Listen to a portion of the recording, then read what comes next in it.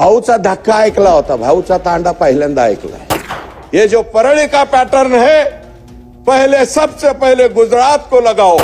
1 रुपया पीक विमा, ढोल बजाओ ढोल, डोली मारो बहुत जाओ ढोल, 1 रुपया विमा घ्या ढोल, 1 रुपया विमा। परळी पॅटर्न। कैलास पाटील ह्याचं आताडे वाकडे तिकडे झाले, उपोषणाला बसलोय। 40,000 हेक्टर क्षेत्रावरती बोगस विमा भरला अध्यक्ष महोदय। आता जगावा का मरावा अध्यक्ष महोदय? जावा हे राज्य सोडून, आम्हाला पीओके मध्ये नेऊन सोडायची तरी सोय करा अध्यक्ष महोदय। या वाळू माफिया ऐकला अध्यक्ष महोदय, खडी क्रेशरचे माफिया, मुरुम माफिया ऐकलं, गँगवार मधले माफिया ऐकलं, प्लॉटिंगचे माफिया ऐकलं, परंतु पीक विमा माफिया नवीन डेफिनेशन तयार झाली अध्यक्ष महोदय। हे काय चाललंय अध्यक्ष महोदय? गोरगरिबाचे दुसऱ्याचे पैसे भेटणार राव शेतकऱ्याचे। हे कैलास पाटील ह्याचं आताडे वाकडे तिकडे झाले, उपोषणाला बसलोय बरं का। सन्माननीय सदस्य म्हणतो मी कैलास पाटील, दुसऱ्यांदा मायबाप निवडून आलाय। आमचे राणा दादा सुप्रीम कोर्टापर्यंत गेले, राणा पाटील इथंच बसतात म्हणून मी इकडं। राणा जगजित सिंह पद्मसिंह पाटील सुप्रीम कोर्टापर्यंत गेले तरी सुद्धा न्याय मिळाला नाही। बजा झाल्याने कुत्र आहे का मांजर आहेत हे सुद्धा विचारलं नाही अध्यक्ष महोदय। माननीय आमचे जामनेरचे प्रतिनिधी, राज्याचे संकट मोचक, अरे बदलापूरची एवढी भयानक घटना झाली, तिथं सुद्धा स्वतः जाऊन उभा राहणारा, बाटली त्याच्या दिशेने फेकली तरी सुद्धा उभा राहिला आमचा गिरीश महाजन। गिरीश महाजनांच्या जिल्ह्याचा सुद्धा विमा मिळाला का विचारा ना।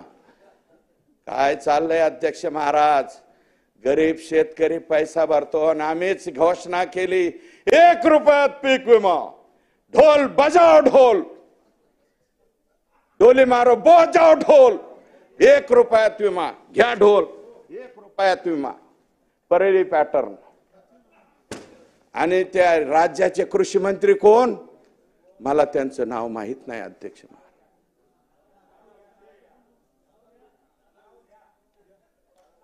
दादा भोसे होते का? अनिल पाटील होते वाटतं, अमळनेरचे। साहेबराव पाटलांपासून बघतोय अमळनेर आम्ही। तुमचा अमळनेर तर लय कलाकार आहे, पहिल्यांदा डबल निवडून दिलाय बाबा, नाही तर दरबारेला नवीनच येतो, पार नंदुरबारून चौधरी येतो। नाही, मी नोटीस 35 ची दिलेली नाही, त्याच्यामुळे मी नाव घेणार नाही अध्यक्ष महोदय।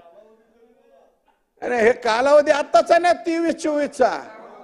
23 ला अध्यक्ष महोदय थोडं साधलं, थोडं साधलं। बीड जिल्ह्याचा कालचा आकडा सांगितलाय 2023चा अध्यक्ष महोदय मी, 7,000 हेक्टरचा। धाराशिव जिल्ह्यामध्ये 3,000 हेक्टर वरती गुन्हे दाखल झालेत। तुमच्या तिथल्या कृषी अधिकाऱ्याला विचारलं, ओंबाशे नावाच्या कलेक्टरला विचारलं अध्यक्ष महोदय।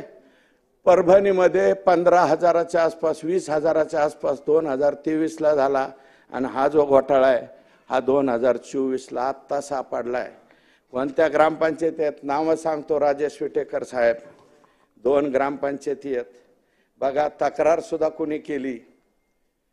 ग्रामपंचायत कार्यालय सादगीरवाडी, तालुका पालम, जिल्हा परभणी। सरपंचाचं नाव आहे सौभाग्यवती दगडूबाई गोविंदराव केंद्रे।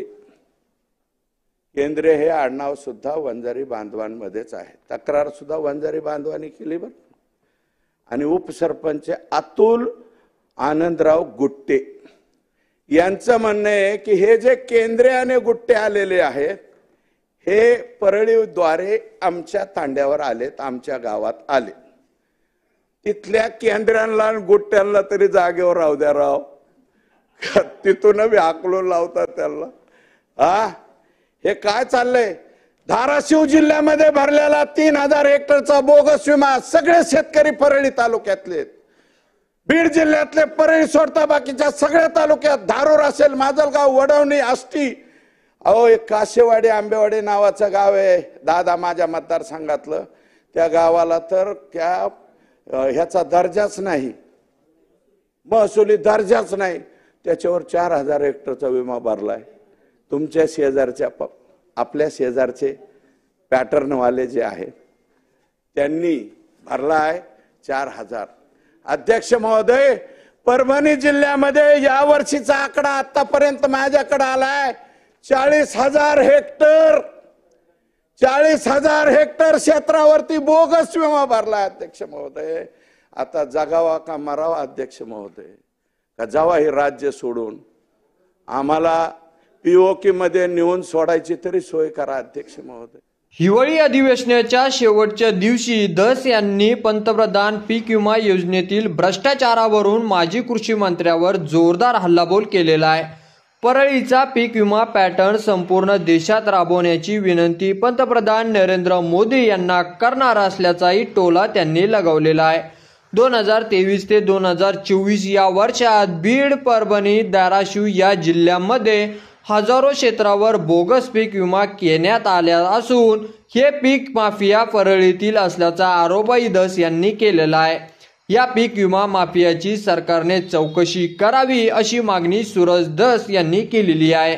यावेळी धस यांनी सोनपेठ तालुक्यातील माहिती समोर आणताच येथे 13,190 एकर विमा भरण्यात आला।